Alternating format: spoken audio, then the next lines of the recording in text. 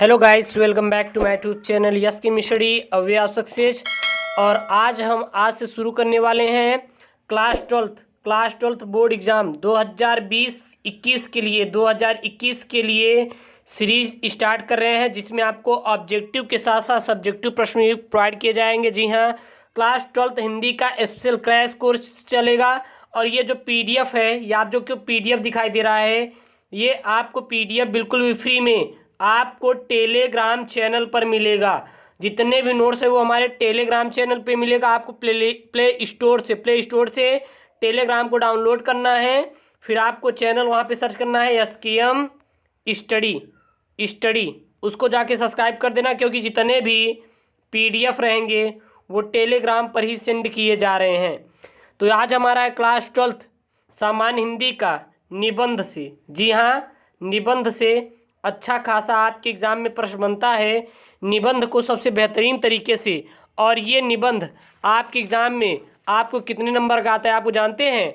9 number का आता है। 9 नंबर का निबंध आपके एग्ज़ाम में आता है।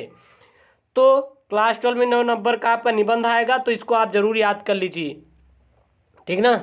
तो निबंध लेखन को यहाँ पे डिस्कशन करने वाले हैं। पर जो निबंध लेखन वो है साहित्य समाज का दर्पण पर, जो कि आपके लिए बहुत ही इम्पोर्टेंट है। 2017, 16, 14, 12, 11 और 10 में हमारा पूछा गया है। तो साहित्य समाज का दर्पण पर आपका निबंध हमारा कक्षा 12वीं के लिए है, और बहुत ही यह मोस्ट इम्पॉर्टेंट है, जो कि आपके एग्ज़ाम में 2017, 16, 14, 12 और 11 में पूछा गया है।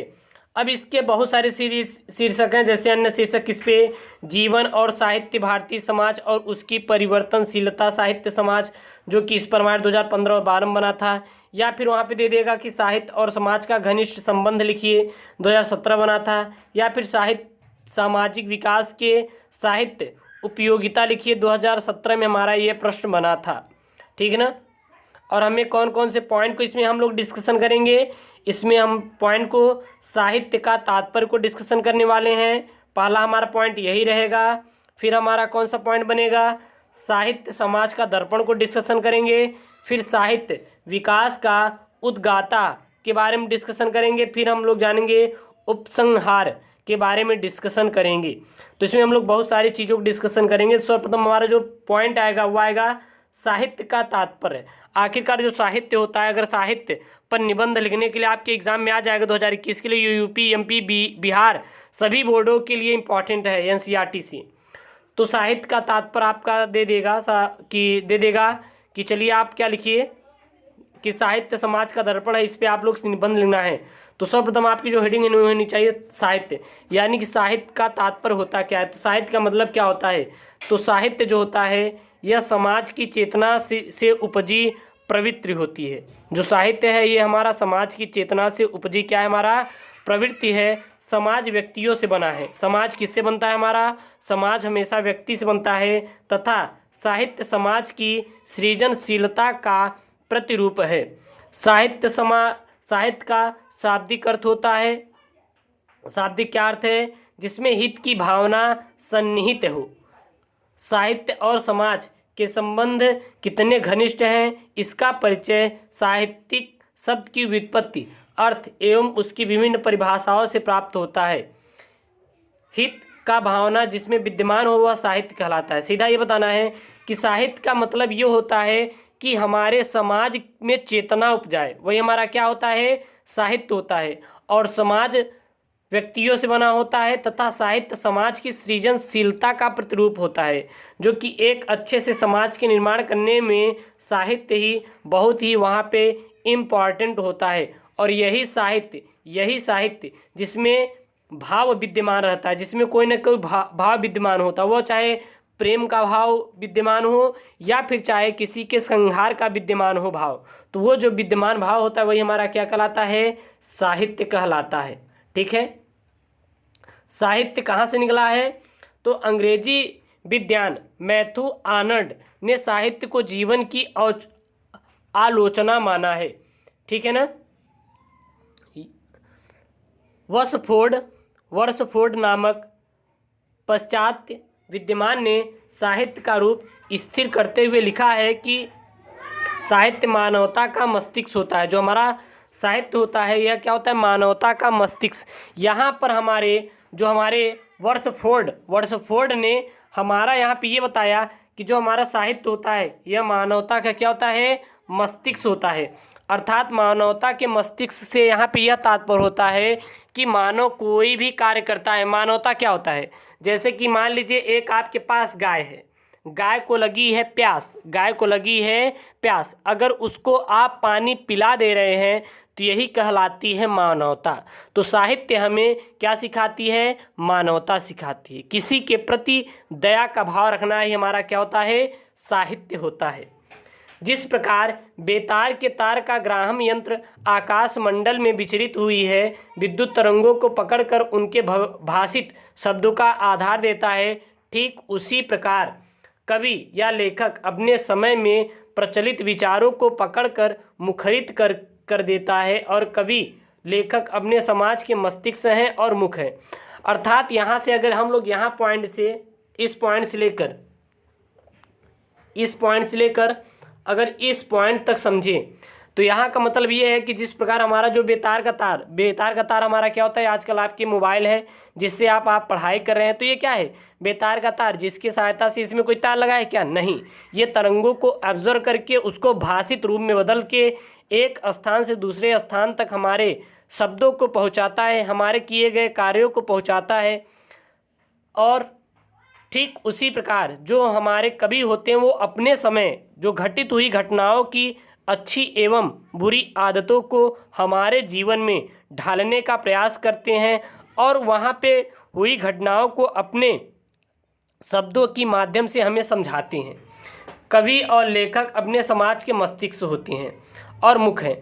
जो कवि होते हैं यह समाज के मस्तिष्क होते हैं, यानी कि समाज की सोच होती है कि हमारी समाज किस दिशा में जा रही है, वो चाहे पॉजिटिव में जाए या फिर निगेटिव थिंकिंग में, लेकिन उनको निचोड़ को निकालना, हमें समझाना कौन देता है? हमारा कवि करता है।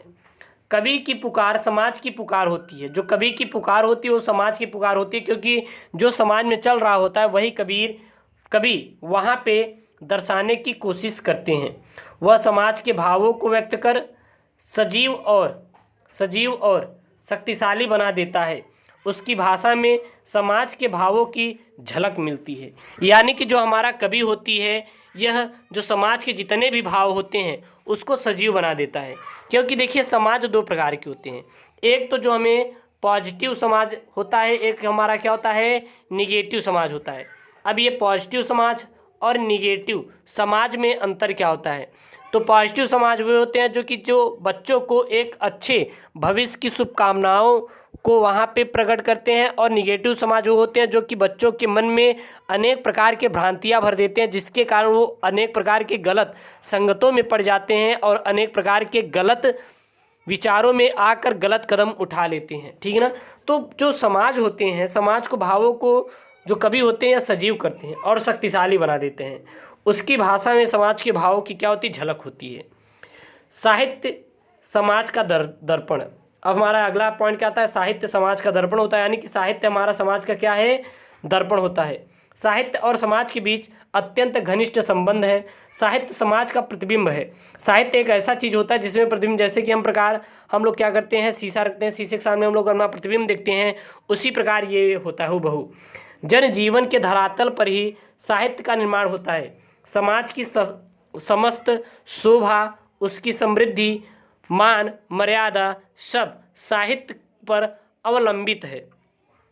आचार्य रामचंद्र शुक्ल के शब्दों में प्रत्येक समाज का साहित्य वही का जनता चित्त वृत्ति का संचित प्रतिबिंब है। समाज की क्षमता और सजीवता यदि कहीं प्रत्यक्ष देखने को मिल सकती है तो निश्चित रूप से साहित्य रूपी दर्पण में ही है। कतिपय विद्वान साहित्य की उत्पत्ति का मूल कारण कामवृत्ति को मानते हैं। ऐसे लोगों में फ्रायड विशेष रूप से क्या थे? उल्लेखनीय थे।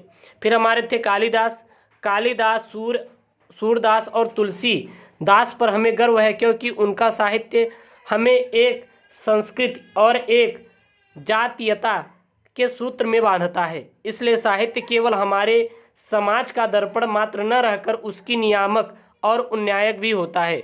वह सामाजिक अंधविश्वासों और बुराइयों पर तीखा प्रहार करता है। समाज में व्याप्त रूढ़ियाँ तथा हमारे आडंबरों को दूर करने में साहित्य का महत्वपूर्ण स्थान है। साहित्य समाज का दर्पण होने के साथ साथ मार्गदर्शक भी होता है और जो समाज को दिशा प्रदान करता है। साहित्य विकास का उद्गाता हमारा क्या होता है? तो साहित्य द्वारा संपन्न सामाजिक और राजनीतिक क्रांतियों के उल्लेखों से तो विश्व इतिहास भरा है। संपूर्ण यूरोप को गंभीर रूप से आलोकित करने वाले फ्रांस की राज्य क्रांति, जो कि सन 1779 ईस्वी में हुई थी, काफ़ी हद तक रूसों की सामाजिक अनुबंध नामक पुस्तक के प्रकाशन का ही परिणाम थी। इन्हें विचारों को पोषण करते हुए कवि ने त्रिलोचन के उद्गार का उल्लेख किया है, जहाँ पे हमारी थी कि बीज क्रांति के बोता हूँ मैं अक्षर के दाने, घर बाहर जन समाज को नए सिरों से रच देने की रुचि देता हूँ। तो ये कवि ने यहाँ पे ये बोला है कि जो बीज की क्रांति होती है उसे कवि ही बोता है, तथा उसको घर बाहर जन समाज को नए सिरे से रचने का क्या करता है? प्रयास करता है। आधुनिक काल में चार्ल्स डिकेंस के उपन्यासों ने इंग्लैंड के कई सामाजिक और नैतिक रूढ़ियों का उन्मूलन कर नूतन स्वस्थ सामाजिक व्यवस्था का सूत्रपात कराया। यदि अपने देश के साहित्य पर दृष्टिपात करें तो एक और बिहारी के जैसे कि हमारे क्या है, नहीं पराग नहीं मधुर मधु जैसे दोहे के राजा जय सिंह को नारी मोह से मुक्त कराकर कर्तव्य पालन को प्रेरित किया था। और दूसरी ओर कबीर, तुलसीदास, निराला, प्रेमचंद जैसे साहित्यकार ने पूरे समाज की व्यवस्था को एक नई सार्थक और रचनात्मक दिशा दी है। तो ये हमारा क्या है? हमारा ये है निबंध, जो कि कक्षा 12वीं में आ जाता है कि हमारा आपको लिखना पड़ता है साहित्य पर, समाज का दर्पण है, यहाँ पे निबंध आता है, जो कि आपके लिए बहुत इंपॉर्टेंट है। ये क्लास 12th हिंदी वालों के लिए है, इसको जरूर पढ़ लें। पूरा का पूरा सीरीज चल रहा है, आपको समझाने की कोशिश करेंगे सबसे सरल भाषाओं में। ओके दोस्तों, थैंक यू, जय हिंद।